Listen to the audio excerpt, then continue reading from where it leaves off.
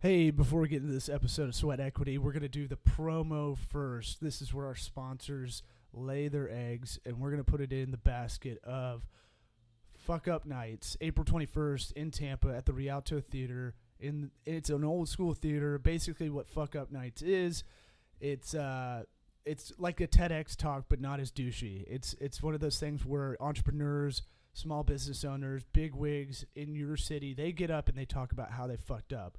We learn a lot more from failure than we do from success. How many networking events or conferences have you gone to where you just hear one guy talking about how great everything was the whole way up?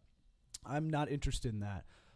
We became a sponsor as Toko Works, Tokobaga Consulting, to sponsor Fuck Up Nights in Tampa, or you can call it Fun Night if you got the Christian crowd around you. But Fun Nights, Tampa, look it up. If you want to hit me up, law at TOCOWORKS.com. I'll send you all the information. We're going to max out about 300 people. I'm going to be emceeing the event in Tampa, but if you're not in the Tampa Bay area, you can find a Fuck Up Nights around you. It is a global thing, like TEDx, just not as douchey. Let's get into it.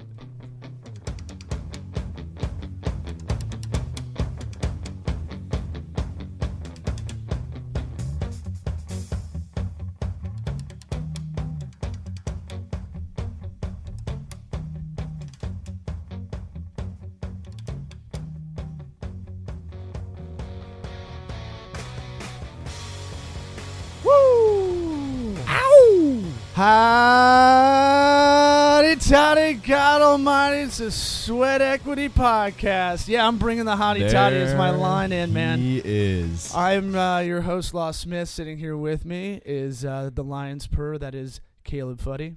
Woo! What's happening? Getting his Ric Flair on. That's and right. Our guest today, Ray Roa. Let him hear you. Shaba.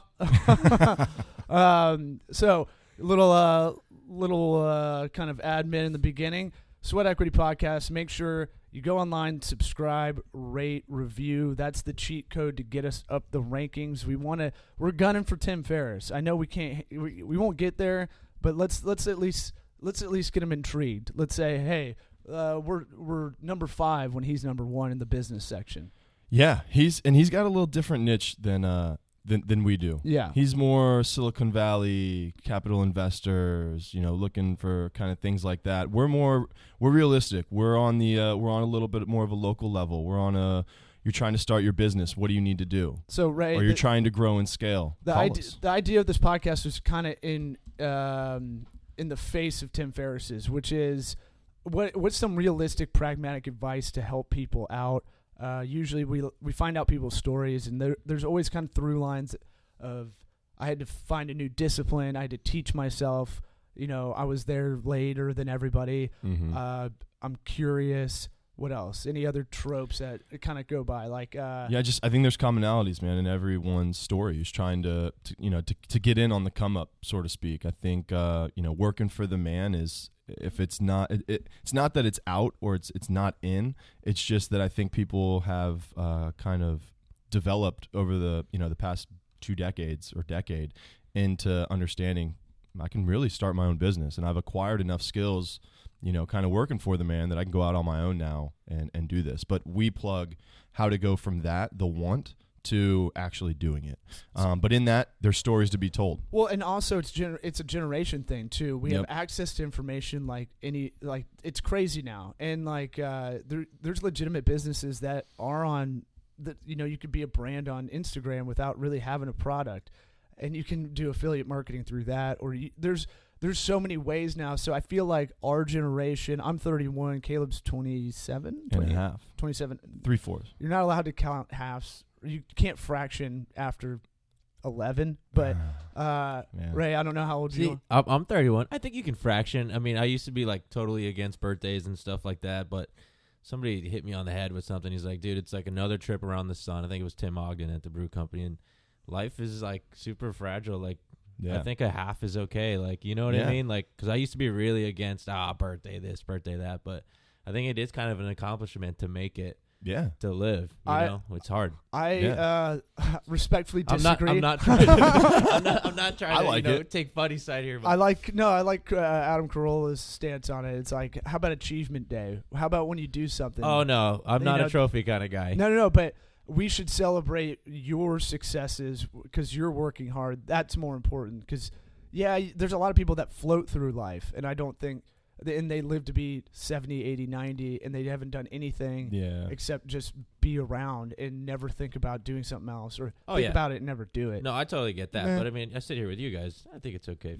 I don't – Look, I'm a curmudgeon. I'm the oldest 31-year-old curmudgeon. I'm super salty also. Okay. Let me make this clear real quick because I feel like there's a misconception out there now. That do you have to go for your birthday party? That I'm celebrating my fractional birthdays. There's no celebrating. All right. We hit that 1 year, like Ray said, trip around the sun.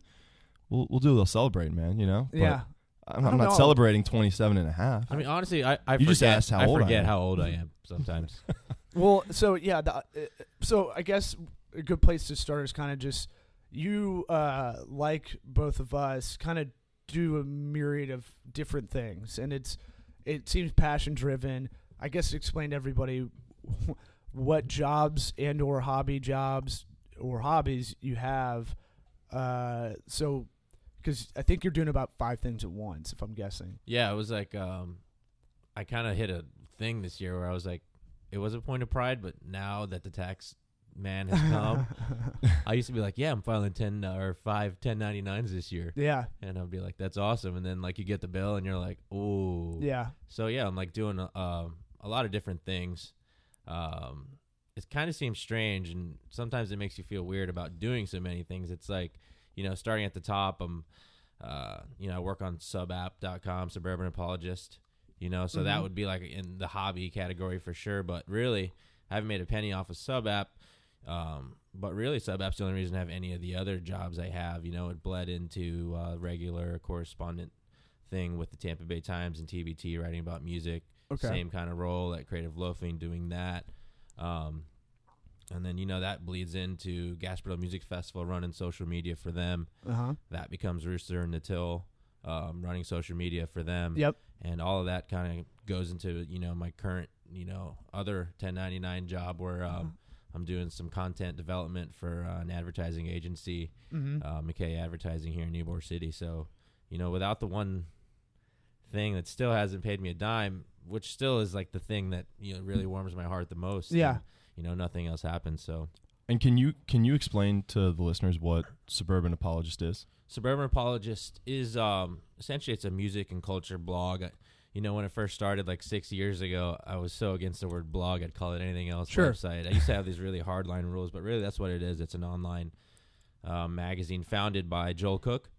Who founded Reacts magazine over 10 years ago. Yeah. And if you've been around for a while, then you remember picking up a Reacts. And they actually ended up doing pretty well. I think they were distributed in like FYE across the country, had an office down here, and then the recession hit. They were a music magazine. So Joel calls me up and is like, dude, I'm about to have a kid. I built this website. Can you work on it? I'd been working on Reacts with Joe Diacunto. And shout out Joey to God. Joey to God, Joey to glasses. But I was writing for Consequence of Sound back then too, and I just wanted to give, that same attention we were giving Britney Spears or Risco or whoever it was. I think the freaking Eddie Vedder Ukulele Into the Wild album was out around then. Yeah. And we were writing about that stuff on Consequence of Sound, and I was like, let's do that locally. So that's what it's been. It's been a journey. We've had some really awesome people come through, still coming through. It's truly the most fulfilling thing in my life. That's good, man. I mean, and a lot of people maybe listening, there's a lot of people outside this area, so we may ask what that means or who that is. Sure. About half of our listeners are outside the region. So our thing is, like, what I tell a lot of people is, you do a lot of things and you think, oh, you can't do, like, there's no more you can do. And I try to tell people, I used to think that way as well, but then what happens is the more you do, the more you do. And it's kind of a retarded statement, but it is that thing of more work will beget more work, but it in a different way, it gets you in the areas where you want to be. So it doesn't feel all the time like hardcore work. I mean, it is, but like I do stand up. I'm running this small business consulting company. I'm doing 2 podcasts. It'll be 3 when we do college football season. You know, wife's pregnant, all that stuff, trying to get that stuff going, doing charity work on the side with Tampa Pig Jig, just like you do with Gasparilla Music Fest. And it's like, how shouldn't you take some of this stuff off? And it's like, no, you just figure out how to time manage more, because I don't have any hobbies really other than if you consider stand-up a hobby or writing sketches or whatever. Yeah. But, you know, it sucks coming in the office Saturday, Sunday sometimes. It's Sunday morning right now, everybody, by the way. Right. But what else? I'm not going to go build a car. I'm not going to go. That's what I say. You know, like, I'm not going to go do, like, I don't play I'm in not an gonna ultimate edge frisbee my lawn. league. Yeah. So I like doing this stuff anyway. No offense to all Sometimes those lawn warriors. I felt really good yesterday. I declined to edge. I just mowed. My buddy's like, "Do you want to borrow the edger?" I was like, "Dude, no one has time to edge your lawn, bro. No. Just mow it. You get in, you get out, you get on with it." Yeah, So, that's it. I don't even do that. I'm with you, man. We have some the more crazy shit you do, the better. So we have some crazy Czechoslovakian people that come in and just get it done every other Wednesday. So I'm good with that because it affords me the time to go do the other stuff. I don't have to Exactly. double back and go do it. I don't mind doing it. It's like, what's the cost benefit? These guys are $60 every couple of weeks. Okay, fine. And it kind of puts the onus on you to work a lot harder because you're spending that money and you're saying, okay, I've bought myself this time. If I just sit there and, you know, jerk off on the computer or something, then I'm a loser. Yeah. It's really, I mean, I think that's kind of what it comes down to. And it kind of goes nicely into, you know, one of the main questions I wanted to ask you, because you are so not, I wouldn't call it scattered, but you are so spread out and your time is spread so thin.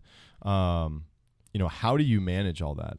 Do you have a time management process? Is it just something where you say, man, I just know the tasks I have at hand here and how I need to delegate that up, or kind of how do you go about that? It's kind of funny right now because, you know, you say scattered and spread so thin, and it, you know, lately in the beginning of this year, kind of hit me a few times. I've made some mistakes in copy, and it's been really embarrassing.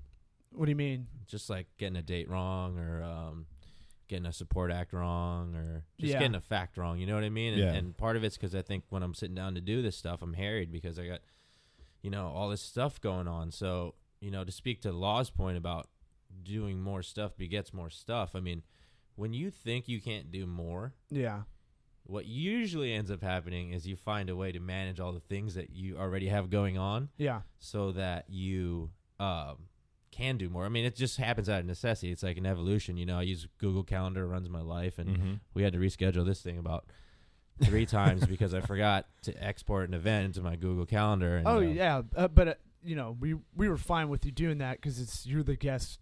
You're doing us a favor coming in here and talking about basically your life.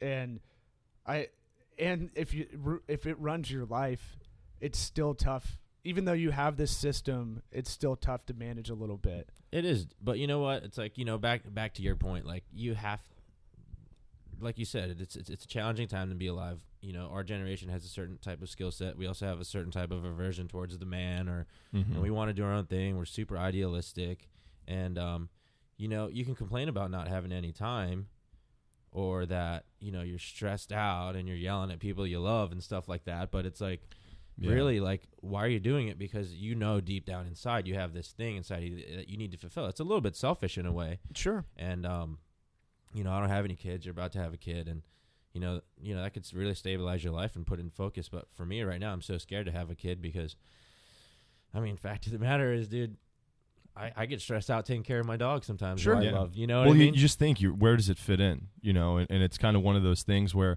like you said, once you have these things on your plate, you readjust. You go back and you find time, right? But when you're in the moment without a kid, it's kind of like, man, how am I going to fit this in? You know, but that obviously becomes your number one priority.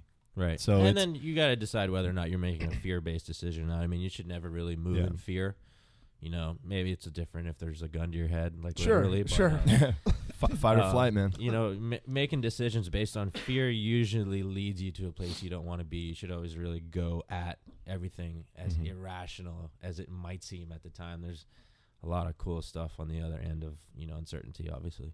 Well, and something you kind of mentioned a second ago, which is, it being selfish to kind of delve into those things that really kind of move you and inspire you to seek more of and to maybe, look into as, a project or something you want to, I don't know, go forward with.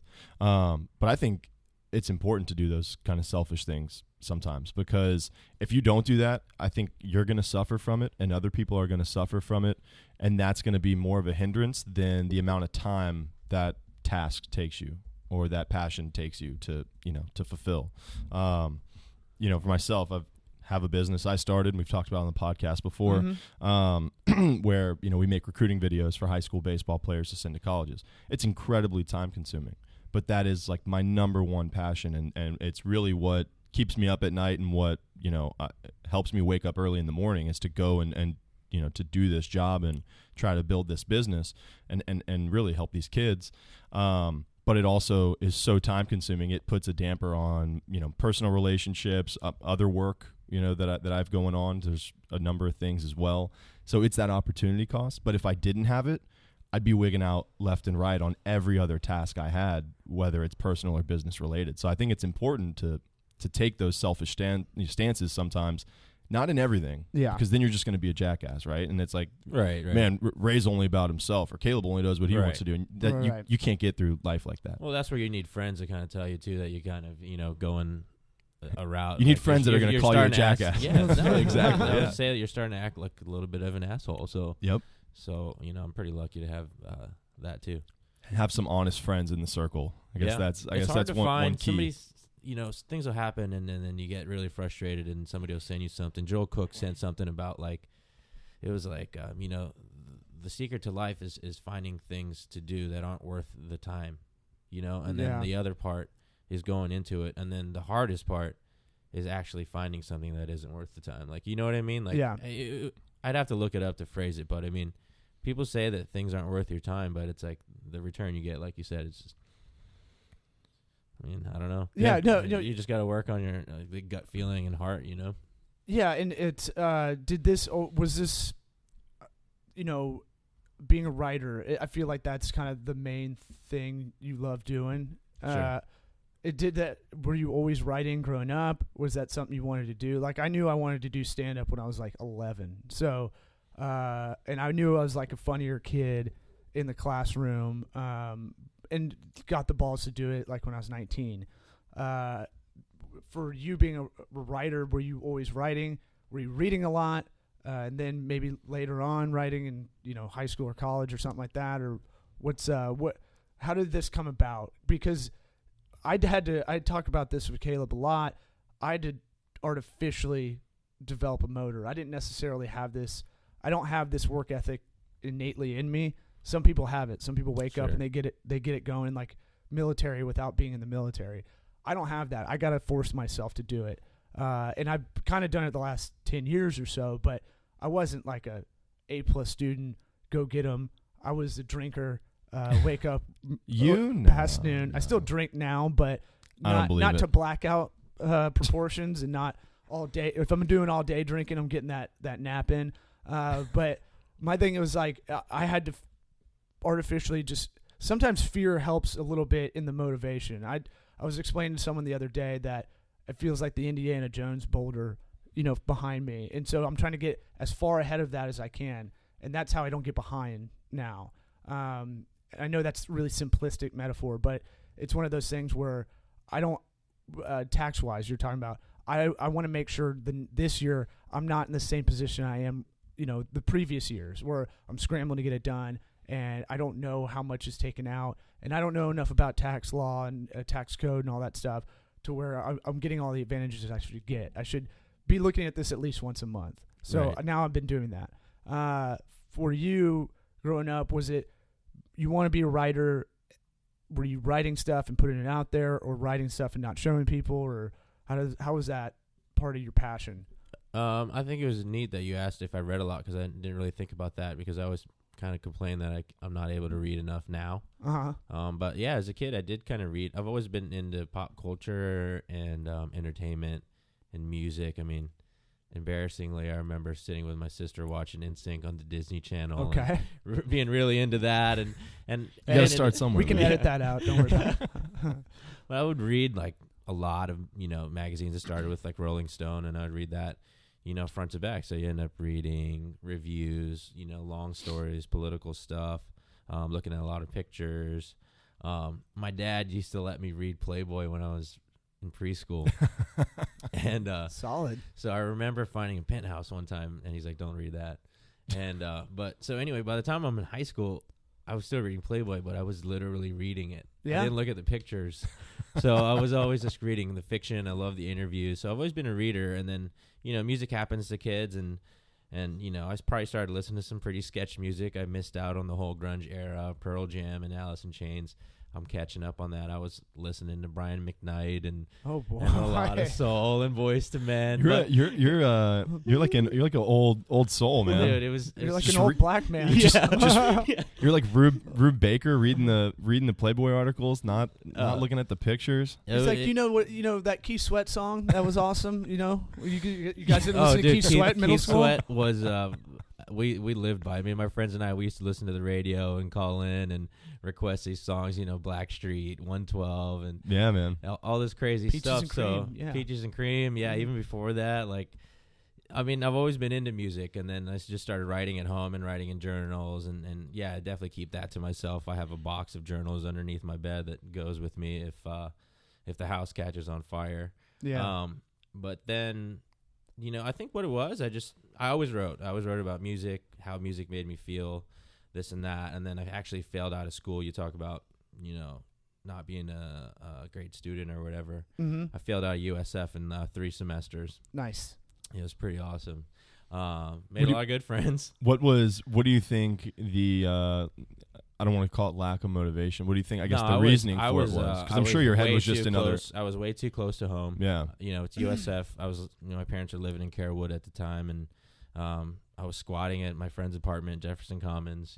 Just busted that extra. It's those quad rooms where there's 4 subleases or whatever. And was squatting in there, and I wasn't going to class. I was still doing stuff on campus. I worked for their murals, and but I was doing other stuff. I worked down at Masquerade. I worked at Adventure Island, and drinking a lot. But I failed. You were out. active, but you weren't active in the definitely did. Part I wasn't really. I maybe went to. I don't even want to talk about how many times I went to class, but it was bad. So I failed out. Ended up going to HEC and getting an AA. Worked at the newspaper there. And that was awesome. That's the community college here. Yeah, HCC. yeah. HCC is Hillsborough Community College, right down the street from where we are here in Ybor. And dude, I got into the journalism that way. I never went to journalism school, which is kind of a point of shame. And I don't know why. Why? I mean, I hold the idea of journalism to like this super high thing. I mean, like you live it. Like my editor at the Times. He wouldn't take a Suburban Apologist shirt from me. You know what I mean? Mm-hmm. Because he wrote a blurb about a Suburban Apologist anniversary party. Like, I like that idea of, like, really not, like, high and mighty ethics, but, like, knowing what you are. And, like, I've had conversations with people, and it's like, as a writer, you write about the community. Are we nurturers of the community, or are we reporters? Like, you know what I mean? Like, sometimes like you said, I'm in so many different things. I feel a little bit too deep into it, but on the flip side, it allows me, different kinds of knowledge. And, so to get back to your question, I start writing about music because I'm going out too much. Yeah. And I'm paying covers and I'm with my wife, and she's like, you got to figure something out. Start doing that. When did you get married? Because that's kind of important 09. as well. I was 24 when I got married. Okay. I met my wife when I was 19. She was dating somebody. We met at USF. But I just kind of stuck around. We've known each other for about 10 years. You're like, I was a barnacle. Yeah, basically. I was just always there. She played soccer at USF, actually. I remember when we started dating, I was like, better get fit. I could do like 130 push-ups in a row. And that's pretty good. Yeah, it's impressive. It was awesome. And I remember seeing her look at me this morning and being like, nah, son. real fat, dude. Like just looking real disappointed because she's super fit. Dad bod. Mm-hmm. Oh, it's beyond there. Like, I got to use 2 Q-tips to clean like my belly button. You know what I mean? It's getting gross in there. Yeah. So just start writing and email Joe and email this kid Alex Young at Consequences Sound, and they give me a chance, and so I learned a lot. Let's time out right there because that I think is that's the moment a lot of people stop. Yep. They feel too vulnerable to go out of their way. Go, hey, I would like to write for you. How do I get in? I'll do whatever. I'm sure it was something like that, right? That's exactly what it was. Yeah, and it was the same way when I did stand-up or any of that. It was like, how can I get into this club? Or how can I'll do whatever sets, whatever you need me to do. I'll host for years. Just let me get in through the door, and I won't be the best right out of the gate, but I'll work on improving the whole time. I think a lot of people have a problem with that first step of like being vulnerable and going out there and going, hey, I'm a nobody, and I'm going to ask someone if I can be a part of what they're doing, you know? And I feel like so many people just stop right before that point. Yeah, I mean, it's weird, like, and I don't, I know you guys, I don't know you deeply, we haven't sat and talked about a bunch of stuff, but it's like some people do have some mental hurdles, like mental illness or insecurities and things like that, and we all do. But I mean, I think that's too sensitive, man. It's making too many excuses. That's right? a goldfish in whatever bowl you put them in. Right. If you cater to them that they have a disease or they're mentally fucked up, right, then they're gonna that grows. In that bowl. Everybody has those issues, but what is that vulnerability, and why don't people take that step? I mean, I always tell people, dude, you have like not nothing going for you, but you have nothing like. You're obligated to nothing except you. Yeah. So why don't you just go do it now? Right. So, the vulnerability, I mean, fuck. I mean, do you want to do it or do you not want to do it? What do you want to do? Right. Go do what you want to do. We live in Tampa, Florida. It's a fast-growing city, but this city's still small enough to where you can reach out to anybody and make a difference for your own life. And I think it's probably like that in a lot of markets. Like, you just got to do it. And people latch on to that. People want passion. People want honesty. And as long as you do it, I mean. And then it's met with like, oh man, I don't know. I'm working like I'm I'm already working 50 hours a week, and it's like, okay, well let's really break down your week. How much are you sleeping? I don't know, like 10, 11 hours sometimes. Like, okay, well let's cut that back. That back. This is literally a conversation I had. Like, all right, let's look at your schedule. And all right, you have after work. How many hours after work? Okay, you want to work out, that's fine. I feel like that's important. There's an hour out there. There's another 30 minutes maybe to have some dinner. Then you have about 4 or 5 hours to do whatever you want to do. And yeah, you're tired, but this thing you want to do, you claim you want to do it, yet you're power watching House of Cards, or something on HBO Go or whatever. Yeah, there's a whole chunk of time that fuck it. Do you want to? I'm like, do you want to be 80 and look back and be like, man, I lived my life by watching Hulu. Like I fucking that was the life. Waking up on a Saturday and burning a whole day. I think that's one of the scariest things. Is there's this new new sexiness to binge watching TV. I mean, you see it on all your friends' Facebook updates and Instagram updates. It's all you hear people talk about, and it's like that. You have no idea, and that's fine if you're I mean, I get it. If you're happy with where you're at and you want to use that time to just knock that out, then by all means, go ahead. Yeah. But to me, it just drives me nuts being like, man, you have no idea how much time you have to do something impactful for someone, whether it's yourself, someone else, your family. I mean, it's just one of those things like you're really just going to sit down. I mean, my buddy this morning, I looked at his Facebook. I was on Facebook in bed. It's the first thing people our age do when they wake up. Habit, and but yeah, and I'm the same way. There's a lot of actual important stuff that happens on Facebook. Yeah, sure. As far as gathering news, well, it's the first. I look at Facebook, I look at Instagram, and then I'll go look at like the local news outlets and stuff, and then I turn on the news, and you know what I mean. So, but the first thing I see is, man, I powered through this thing last night, didn't go to bed till 4, and I'm like, a part of me gets it, but the other part of me is like, if you add up those hours, man, that you spend binge watching these shows, you have so much time to do something that could just be worthwhile. Because what are you gaining from watching these shows? Not much. I mean, not much. Your brain activity when you watch TV is less than any other. It's less than when you're sleeping. It's less than anything else you can do. It's different for creative people sometimes, because it's like, sometimes I will watch a show and then if you get hit with an idea, then anything's worth it, right? It's well, there's like inspirational stuff out there, sure. But you don't ever know where inspiration is going to hit you. But I think what we're talking about is people that want more, but refuse to do more. Yeah.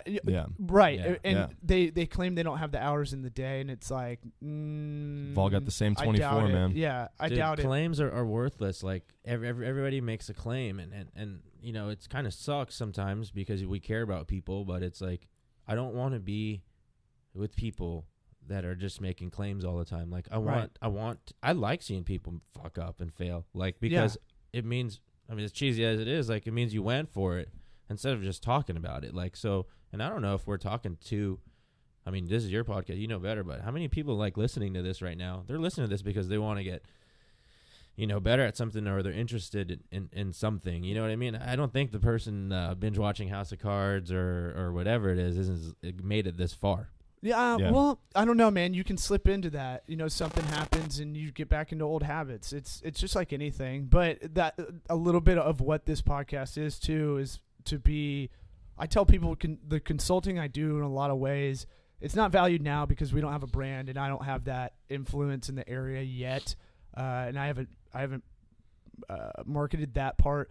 Eventually, we will figure out how I can say, hey, by me talking to this company and working with them all the time, I'm gonna add value or increase your ROI on using us for $186.50 an hour. You know, like, and I told someone this the other day that wants to start their own business, and I was like, I'm with you the whole way, but most of what I'm gonna do, business is psychology.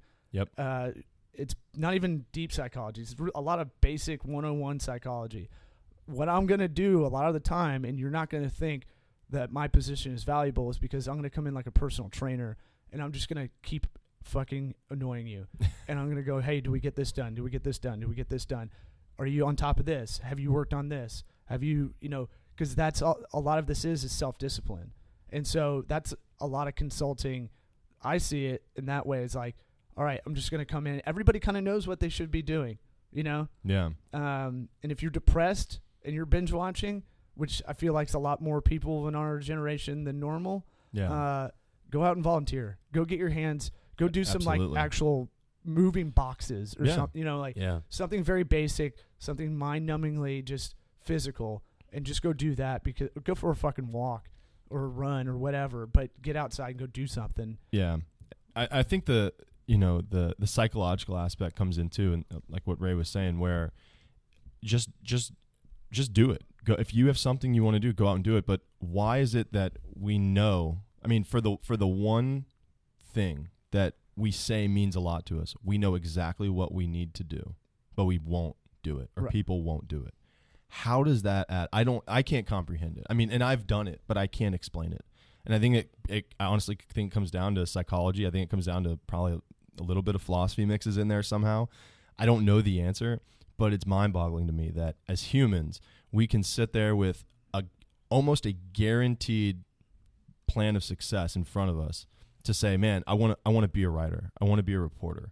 You know, I want to go out and I want to find my purpose or fulfill my purpose, and say, I know exactly what I need to do. But man, maybe I'm scared, or what they're going to say no, you know what I mean? But you don't know. But people don't take that step. It's so simple. I don't want to write on Medium. It's so people easy. Are going to see it. Like, I don't want to put content out there that's not the best yet. It's like, you'll never do it. Then exactly. Yeah. You just have to do it. And it is weird that you say that about, we know exactly what it is. I think about a lot about that, and like, in my relationship, you want to be a great husband and stuff like that. And you know what it takes. And, for me, a lot of it's like, saving money or whatever. And I know what it is. It's me not going to grab a $5 coffee. Like, you know what I mean? And, and for some reason, like, and it's that psychology. It's like, why am I not doing the thing that will improve that? Yeah. And maybe I am behaving that way in another part of my life because I go so hard in another.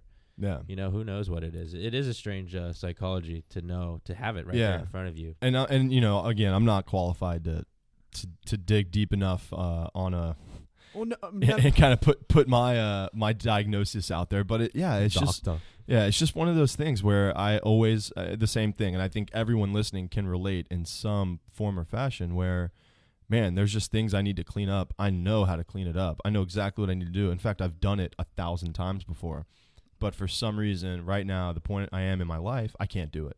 Yeah. Or I won't do it. Yeah. It just doesn't add up, man. It just kind of rolls around in my head. So, well, so what, I guess you're kind of, what I would say is like, you're kind of in the middle, maybe in that middle area of like what you really want to do. You don't have to put it out there if you don't want to for business purposes, but what is, down the line, what do you want to do? At the end of the day, life, career. At the end of the day, I always Just feel like a little bit of a townie. Oh no, yeah, the Bright House commercial was funny because my buddy's agency won that bid, and it's like really nobody has Bright House anymore. So like, for those that don't know, it's the local cable. Yeah, Bright House, Time company. Warner or something. Subsidiary of Time Warner, but they're doing a lot of local, like, this guy's a cake decorator, and just kind of showing little pieces of people in the community. No, that spot was interesting because they had to pitch like Bright House off of their cheesy commercials and let them like film like actual people and like. The spots were really cool. No, it was really well done. I was like, oh, it's kind of crazy. And they own all the commercial? media, so like they just ran it all the time. Yeah. So that was awesome. And yeah, dude, at the end of the day, like, I want to just write. Like, I want to write about music. I want to write about art that inspires me. And then, underlying all of it, like that base is I want it to be community based. And I want to shine a light on, everything that's awesome in Tampa, as dumb as it sounds. And I love this town. Like, there's so many good people, like, doing really, really awesome things. And there's so many, like, crazy stories, like, that people still haven't written about. Like, so that's what I want. I want all the local artists to do well. I love music. So I want to write about new tracks every day. I want to interview people. That's what I would love to do. But, and that's great. Like, procuring local music. That's something that hasn't really been done well. I feel like, I don't know, like, there's cities that are known for their scenes music wise. I kind of don't know, and maybe I'm not searching it, but I feel like other cities, obviously like Austin, they have live music all the time. In Nashville, it's a lot of Grand Ole Opry into now kind of that Jack White-ish kind of, it's cool to go to Nashville and live there territory. Mm-hmm. Cities have their own certain kind of music scene. I don't know what Tampa's is, but maybe you can help kind of in the future. Maybe you can help kind of articulate that, or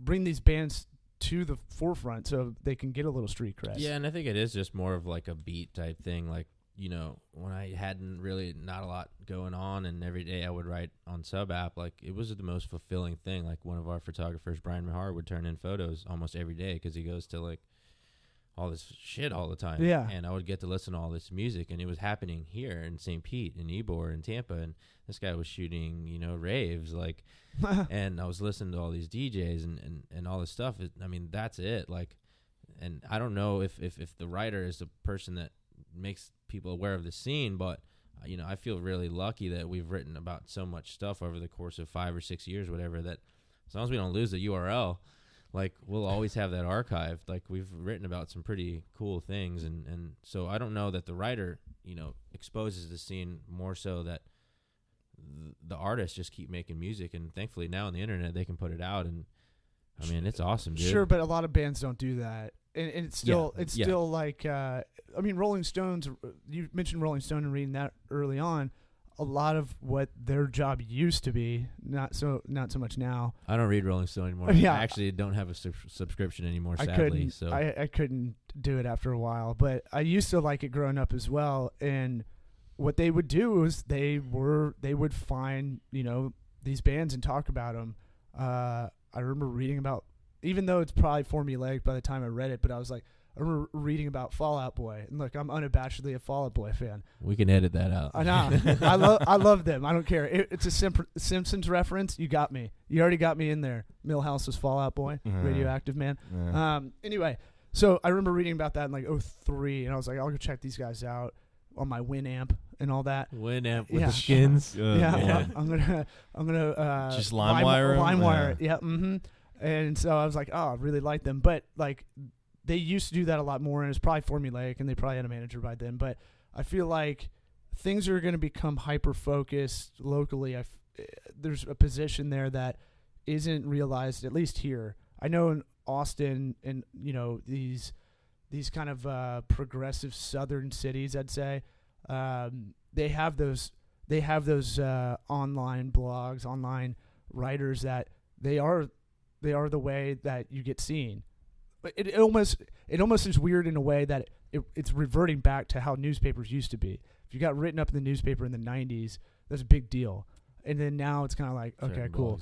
But now it's like once you have a powerful kind of, it's an online magazine or newspaper or whatever you want to call it, periodical. But you could be a part of the band's kind of mission to be seen, That's what it is. I mean, and I always just try to keep in my mind that me as the writer, I don't exist without the artist. Right. So for me, you're a wide receiver. I owe everything to the artist that's doing it, because that's not easy either. Like making music, like dumping thousands of dollars into something, as a business owner, you understand that, like, for what? Especially for music, like nobody buys music. People hate paying covers, and it's crazy, man. So I give it all up to them, and I know that I don't exist without, I'm so grateful for the artists. So nice. I think it's really cool for me to kind of see where the Tampa music scene is I should more so say like where it's at right now, because I don't know where it's heading, to be honest. And maybe you have more, maybe more insight on that. But to me, it's one of those things where I think Tampa is in it's in a really interesting place, because a lot of these big national acts have a tough time getting down to Tampa.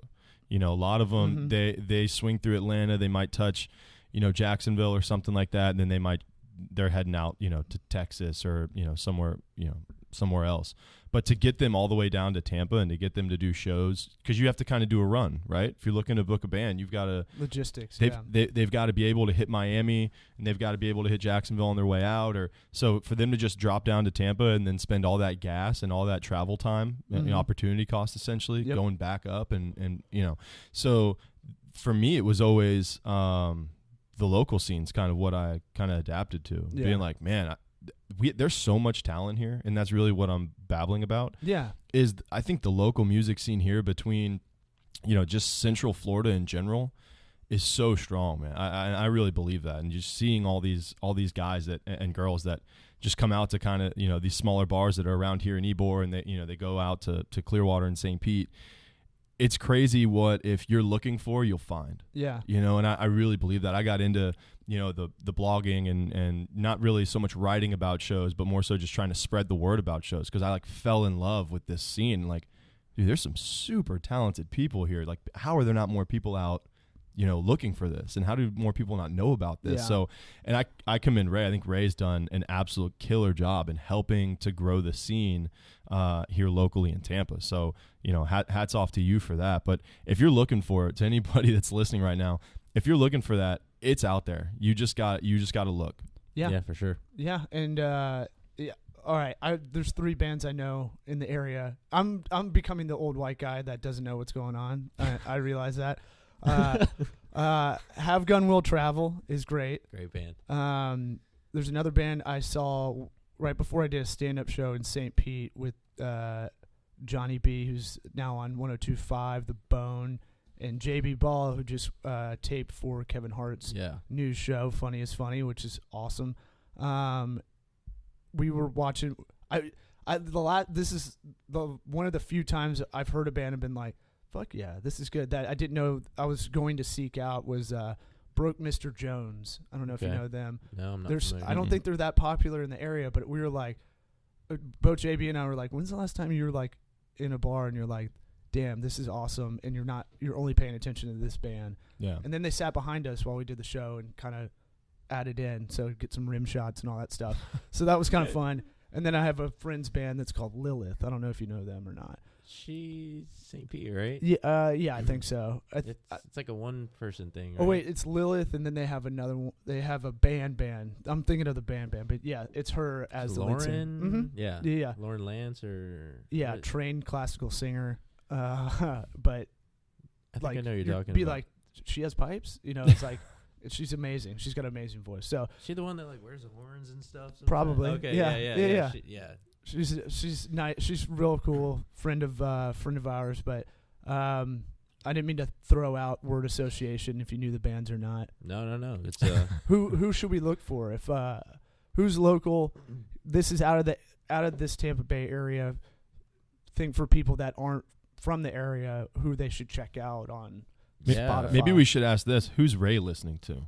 You know, it's funny. Like, Good Grape. there's so much music that Good Grapes, awesome. Oh, I love twins out of Sarasota. Yeah. I think they live in LA now, and, Yep. and they're doing really well. And it's always really cool to see people be loyal to the people that kind of booked them, you know, coming up. So they've always been really good. I think they have their agent, I forget who it is, or I know who it is, but I think I know who it is. But he's a great agent, and so they're doing well. I mean, I always feel like I play favorites, but I just have like my favorite bands locally, you know. And Sorry, you're human, man. Yeah. I love Alexander and the Grapes, Jensen Surf Company. Mike Mass is amazing.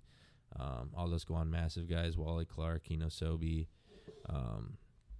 There's just so much great music. I mean, you know, Joel Davis, who does the Commune and Co. Coffee, he's got an amazing set of pipes. Like, that boy can sing. Yeah. Really? He's great. He was in a band, I think, called Ascend the Hill, and they toured the world, and his stories are awesome. And there's just, like you were saying, like, the amount of talent here and the collaboration, you know, between them, like even in the jazz scene, like La Lucha, Nate Najar, there's just so many. Like, remember, you used to be able to go down to the Garden and watch what's his name, Buster Cooper play the trombone, and you know, there's a lot of stories that you just redid the park down there downtown. You know, Cab Calloway, you know, riding down there, and then there's like, I think it's what's called Jackson House, I think. Mm-hmm.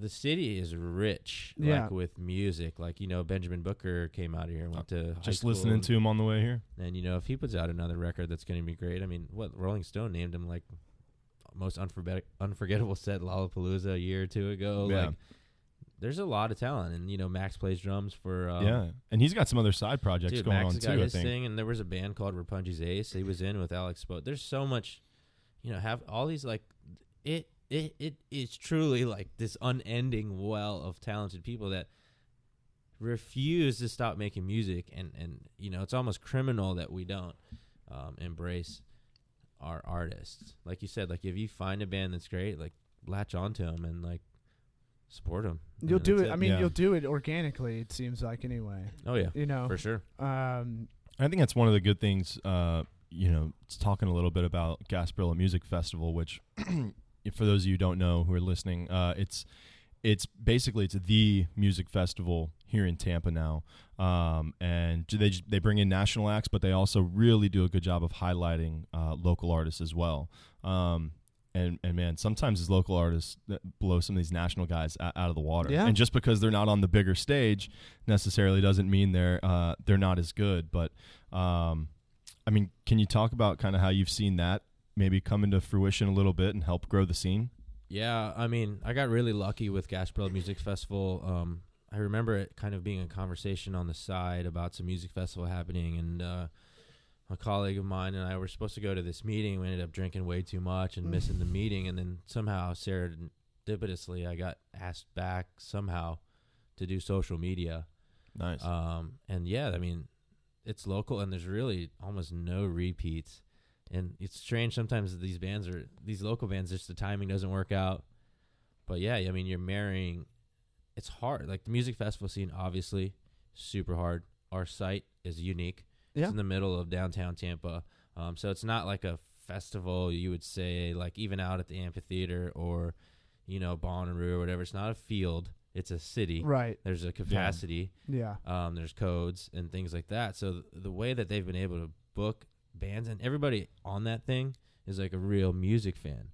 Yeah. Like, they actually just love really good music, and that's all they want to see. And they're so unbiased. Like, for the most part, just they love everything. We just love great music. Right. And it's challenging to book. I mean, you guys need to get like Phil in here with like some of the other, you know, concert promoters at different levels, like Yeah. the AEG partners and things like that. If you want to talk about We're working routing Yeah. and things like that.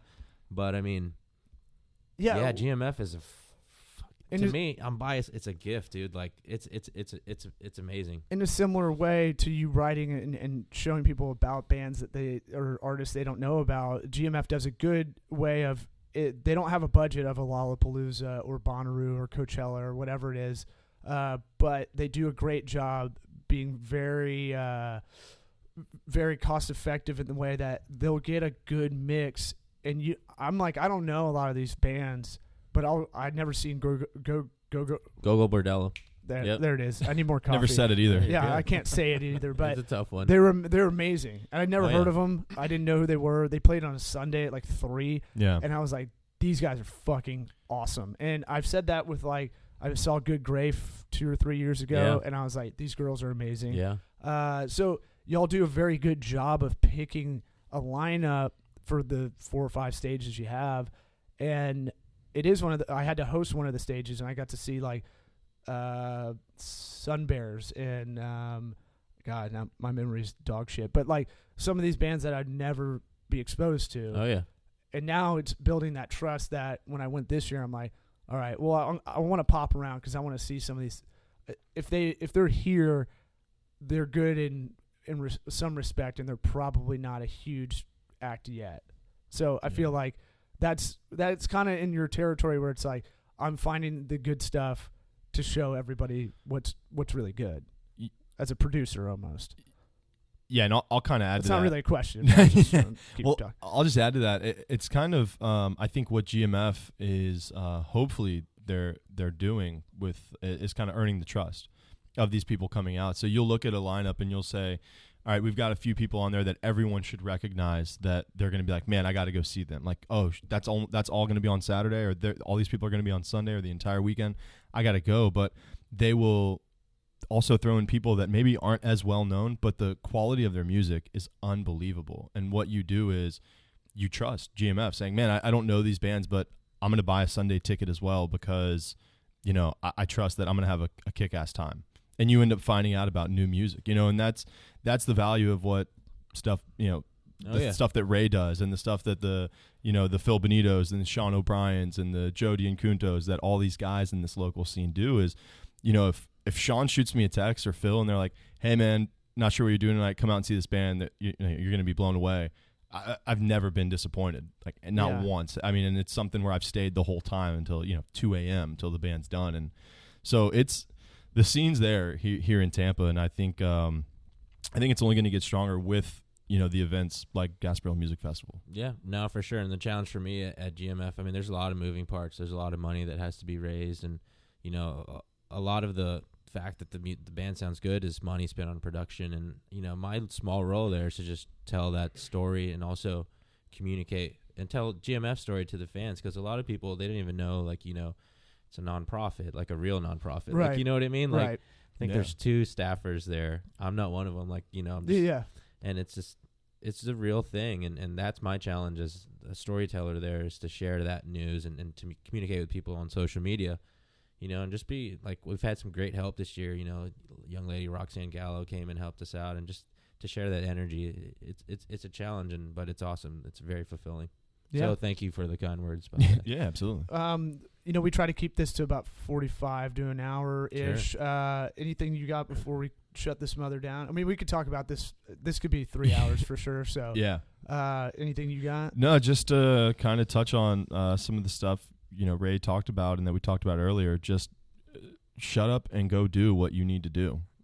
Don't sit around and just say, man, I know what I need to do, but, I'm having second thoughts, or I don't know. Just go do it. And I think you'll be surprised at what you find. So. Yeah, I agree. All right, thanks for coming on, man. Dude, thanks for having me. And if you start talking about some of that psychology stuff and really getting it down to it, because we can talk about wanting to go do it and this and that, but really like finding that secret sauce to, get it locked in, and dude, let me know, because I want to hear it. Yeah, absolutely. We'll have you on again, man, for sure.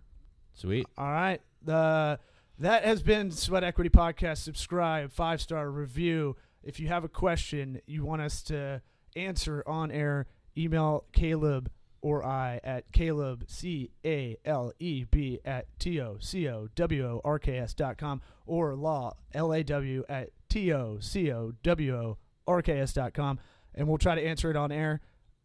Anything else? You got anything else? That's You it, good? man. All right. We'll close it out. Put your head down. Get to work.